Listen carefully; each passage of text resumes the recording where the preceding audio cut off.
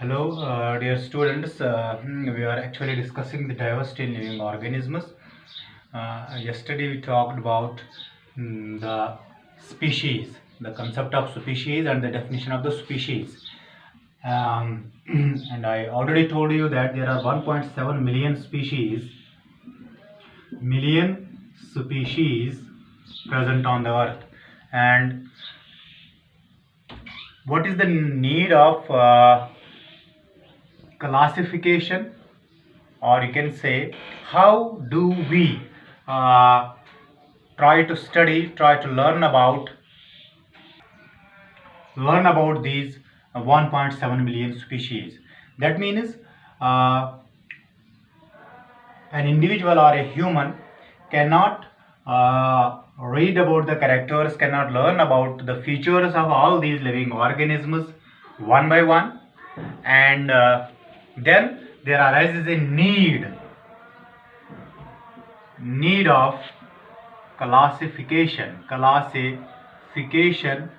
of organisms organisms Why? Because there is there is a huge diversity in organisms. That means uh, it is very impossible to study all these organisms one by one. Now, the need of classification uh,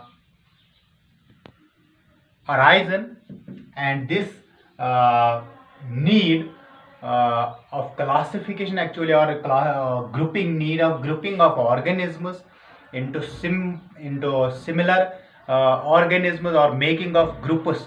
Different similar living organisms are grouped in one category, and the different organisms having different characteristics are categorized or classified into different groups.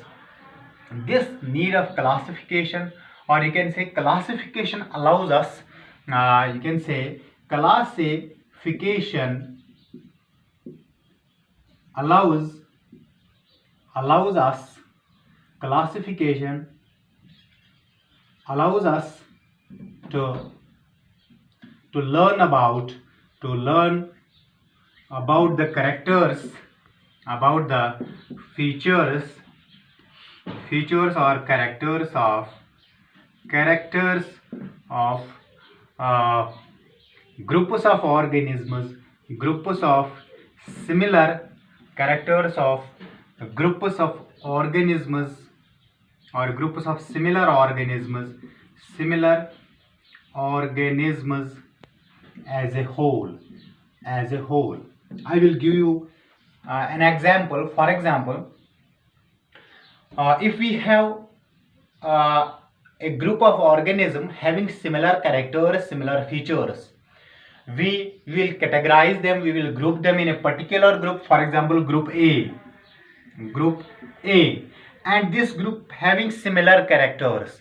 That means every type of the cells are, for example, prokaryotic, mode of reproduction is asexual, or more this nutrition, they are autotrophic, and these characters having the organisms having these characters, they are grouped in a particular group or in a fixed group, that is group A. When we try to understand, when we try to learn the characters of a particular individual of that group, we are learning the characters of the whole group. That means the image of the whole group will come in front of our eyes when you study one organism of that group. That is the need of classification. Why do we need to classify organisms?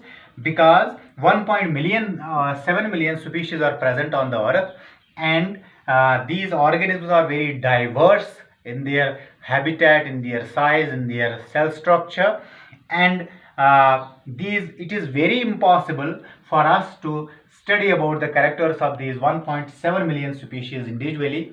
But the scientists have classified these organisms, or you can say grouped these organisms on the basis of similar characters into a particular group, and this made the studying of these organisms a very easy method, or a very easy step. That is the need of classification. Next is what is the basis of classification? Basis of classification. Basis of classification. First, we will understand what is classification. Classification.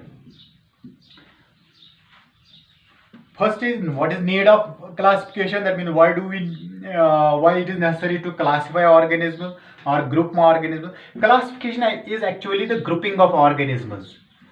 Grouping of organisms. Grouping of organisms on the basis of similar characters.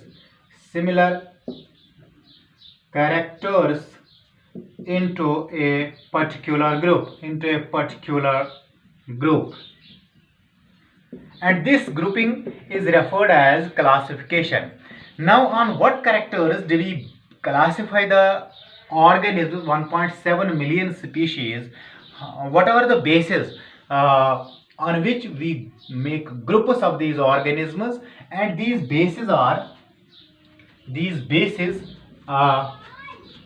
are also known as criteria, or you can say criterion. These are the plural of characters, or you can say criterion, singular. And what are the criteria, or what are the basis of classification? On what basis we classify living organisms? Number one, nature of cell. Nature of cell. That means, is the cell prokaryotic or eukaryotic? Prokaryotic or eukaryotic? Eukaryotic. If it is prokaryotic, then it is in one group, and if the cell is eukaryotic, it is in another group. Next is unicellular, or the capability of a cell to live in its life as an individual, or you can say the combination of cells, or you can say unicellular and multicellular nature. Next is cellular organization.